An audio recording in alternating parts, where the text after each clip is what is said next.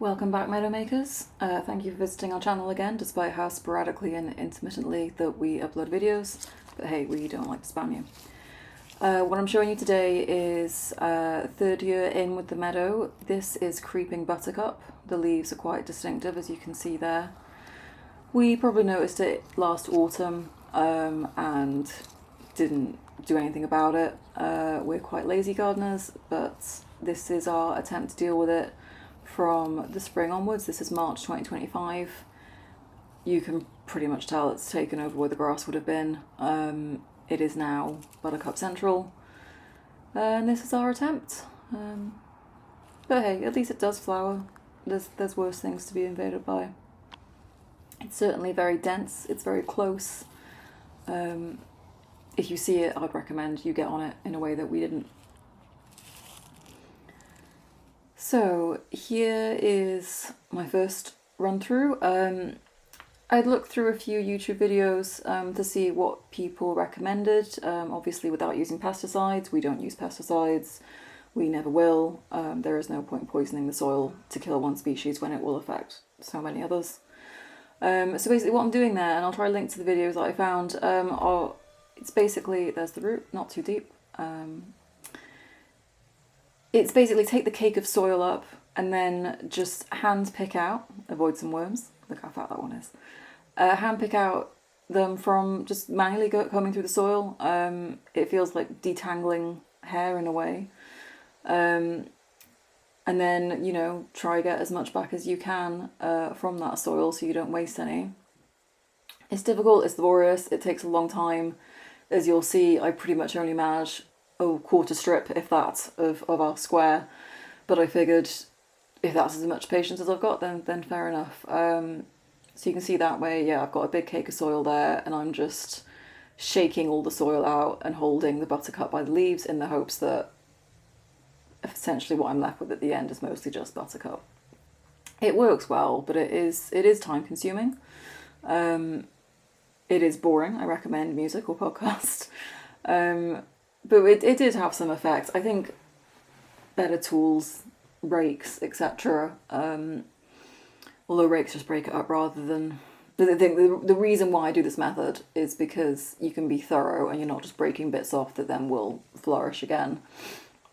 You're actually combing through and getting stuff done. So yeah, time consuming, but I would say just about effective. It's persistent though.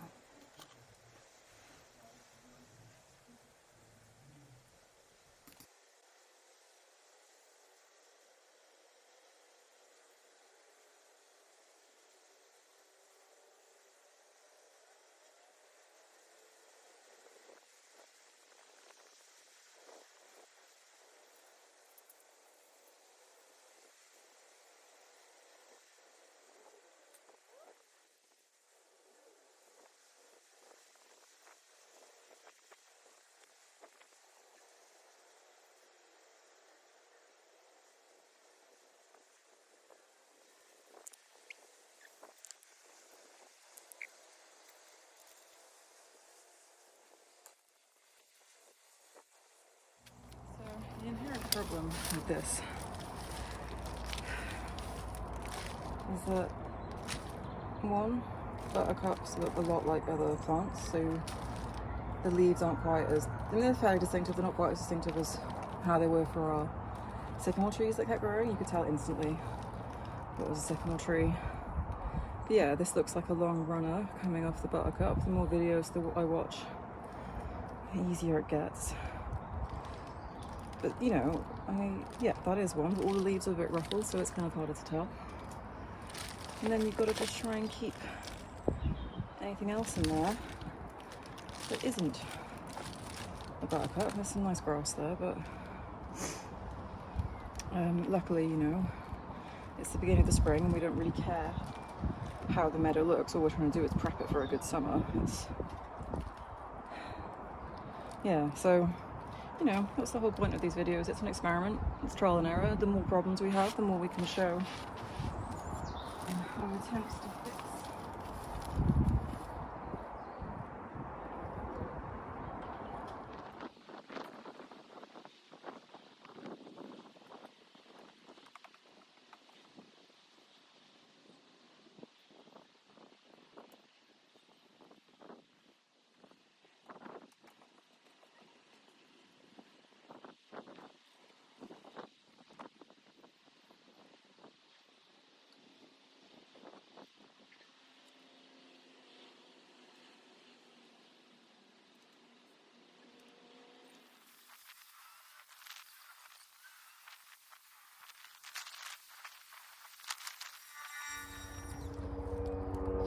kids aren't hanging out in the garden, experiencing the joys that is worms and bugs and insects. Is that getting on the camera?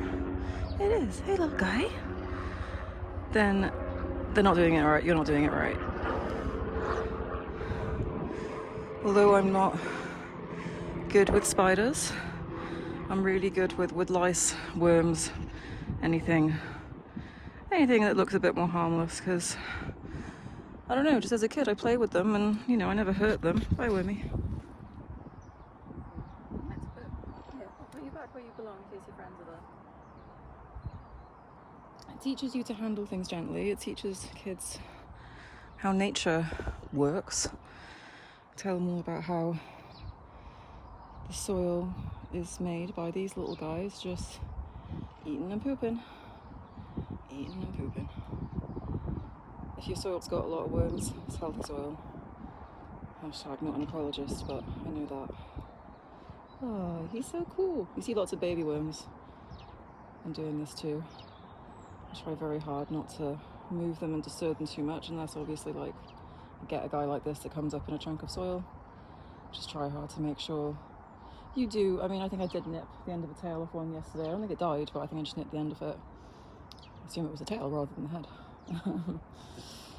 But it breaks my heart when I do accidentally get one. It's, yeah. When you're stabbing a fork in soil, sometimes you get unlucky. Anyway, come on, little guy, we'll put you back.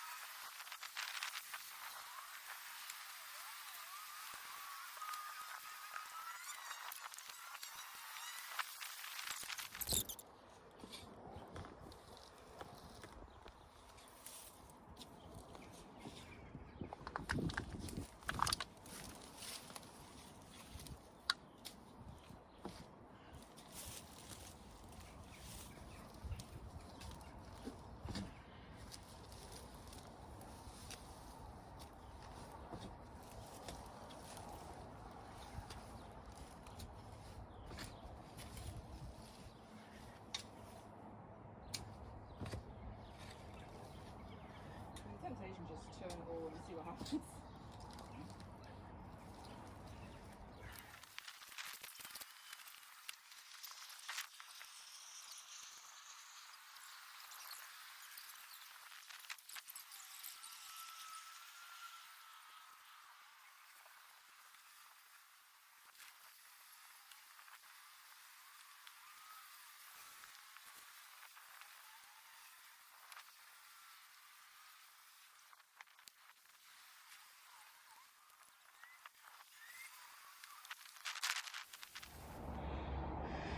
So yeah, close up.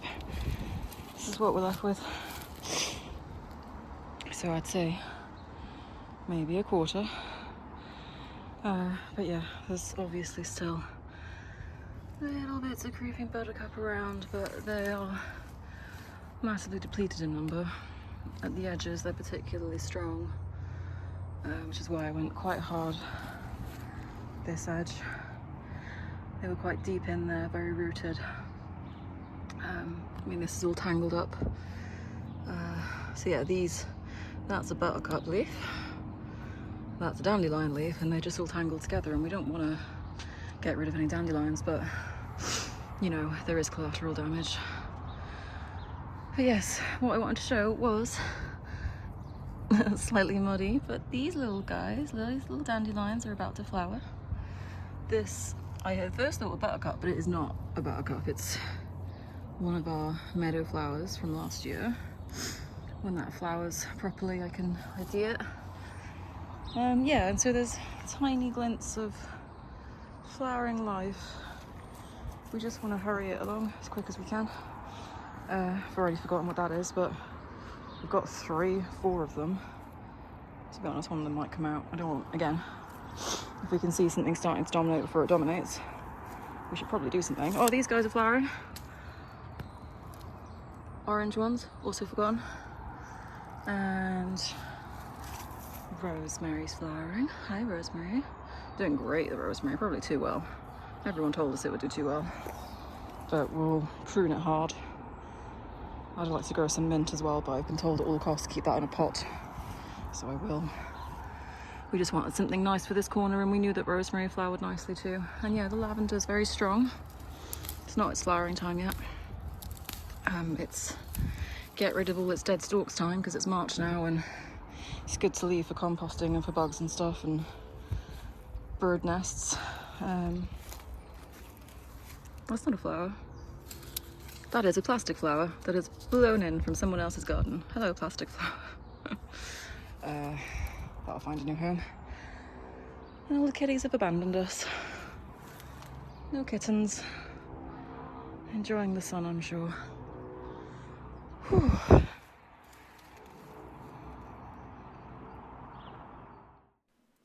So I just wanted to show you, that's 3 weeks later, and that's only 4 weeks later. So it's that time when things really spring in. And I'm just putting a little bookend at the end of this video to show you then what I did a month later. We kind of waited just to see if it was effective or not, but as you can see from the difference between those 2 videos, and I promise you they are only a week apart, everything just sprung up almost overnight. That patch was still kind of clear, it was still like soily and sandy, but yeah, only this short amount of time later, all the buttercups come back in and spread. And they're not even, the thing that bothered us the most, if I'm honest, is that it didn't flower very well. It probably only ended up flowering for a month or so, and that was later in the summer. So if it was, I mean, maybe it was because it's in its spreading phase, maybe it just, was dominating its leaf growth rather than flower growth. But either way, the dandelions popped up and the buttercups didn't. So I gave it another quick go, just as you can see here from a top-down perspective this time, just trying to get all that new growth out again. But yeah, ultimately, I did this when, I was planning to seed, do that wildflower seed box that I showed at the beginning of this clip. And I just thought, gosh, it's already grown back in, so I better do another load. But I would say overall, if you have found this video looking for creeping buttercup tips and how to get rid of it sustainably without pesticides, this method would have worked if we'd done it not just a couple of days in the spring, but if we'd actually done it consistently for months, once a week at least, go down there and do a rake over and a pull up and all those things that we've been doing, all the different techniques. I think it might have worked. But the fact that we just took a very lazy approach and thought, hey, let's just see what happens. There's me flinging seeds all over the place and then raking them in. I'm sure some of those seeds ended up there. I'm sure some of them ended up growing, but overall, get on it quicker, harder, better, faster, stronger. That's all we can really teach. But anyway, thank you for watching. One more bonus cat for you at the end, and see you next time. Spot the kitty.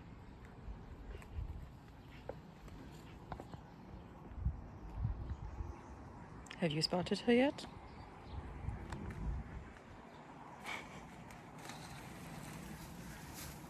Dottie! Hi! Meow for you too?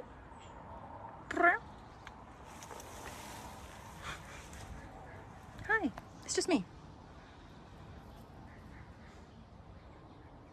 You can be a Meadow cat as much as you want. Denied. Bye, Daddy.